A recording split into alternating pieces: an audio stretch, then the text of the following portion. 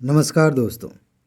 मैंने आपसे पहले भी कहा था कि ये यूपीएससी वाला मामला अब धीरे धीरे गंभीर होता जा रहा है और कम से कम इतना गंभीर तो अब हो ही गया है कि जो लोग भी गंभीरता से तैयारी करते हैं वो इसके बारे में अब विचार कर रहे हैं।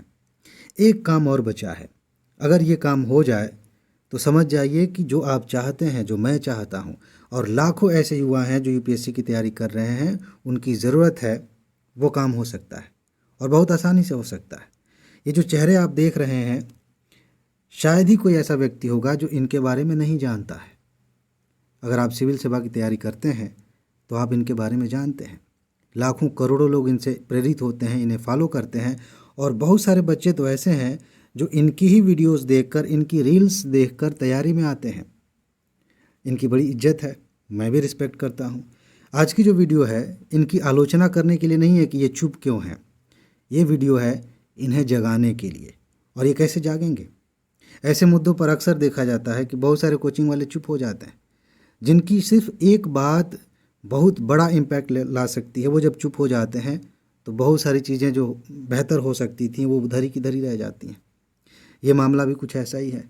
अभी जब रिजल्ट आएगा फाइनल, टॉपर्स होंगे तो उनके साथ वीडियोस बनाने का और भी बातचीत करने का पर्याप्त समय होता है, लेकिन इस समय ज़रूरत है बच्चों का भविष्य सुधारने की। ऐसे में किसी की बात सामने नहीं आई अभी।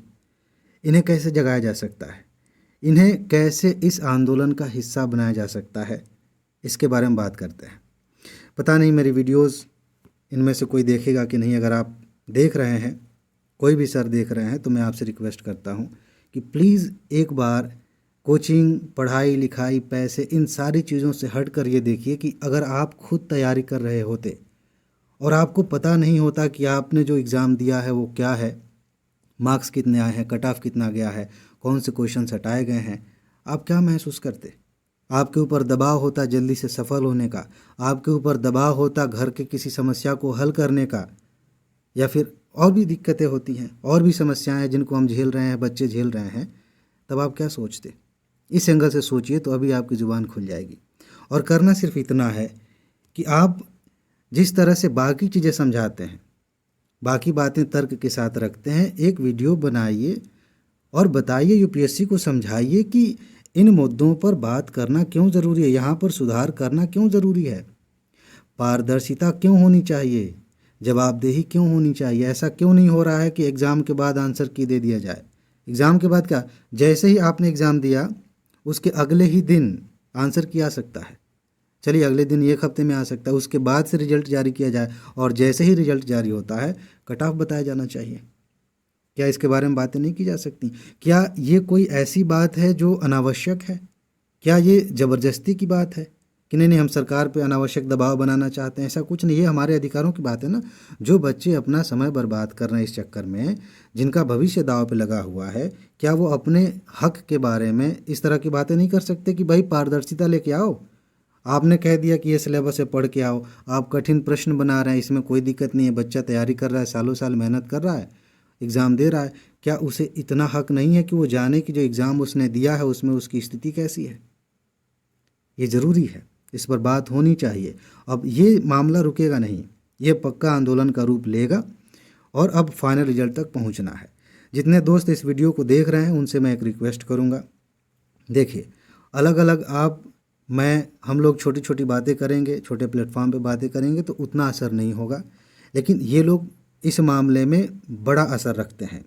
ये जब कोई बात कहेंगे तो उसका असर व्यापक होगा। आप इन्हें कैसे जगा सकते हैं? इन सब के यूट्यूब चैनल हैं। हो सकता है कि आप इनके ट्विटर पर, बाकी सोशल मीडिया हैंडल पर कोई बात कहें तो शायद उतना असर ना हो, लेकिन लगातार आप वीडियोस देखते हैं, इनके चैनल की जो भी वीडियोस आ रही हैं उन पर ये बात आप कहिए, मुद्दे वहाँ तक जाते हैं। विकास सर का अपना पर्सनल चैनल है, इनका भी है, ये भी सर पढ़ाते हैं, खान सर का भी चैनल है।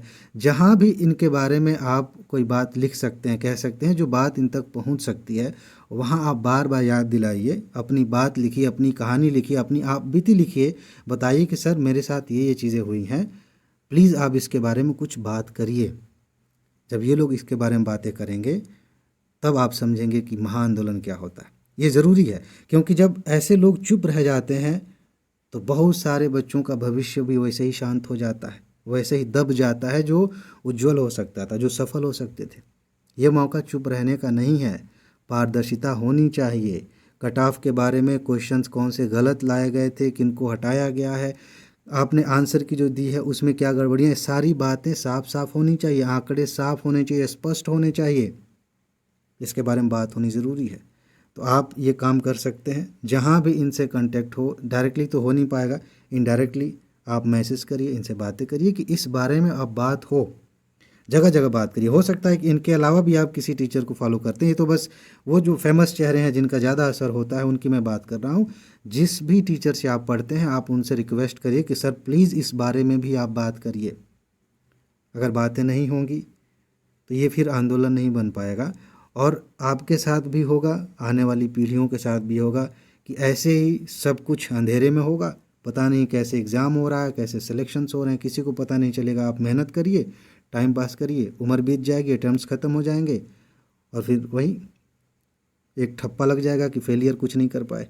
हो सकता है कि आप सफल हो सकते थे अगर पारदर्शिता होती तो इस बारे में बात करना ज़रूरी है। आगे भी जब भी ज़रूरत पड़ेगी मैं इस पर वीडियोस बनाऊंगा, सामने आऊँगा।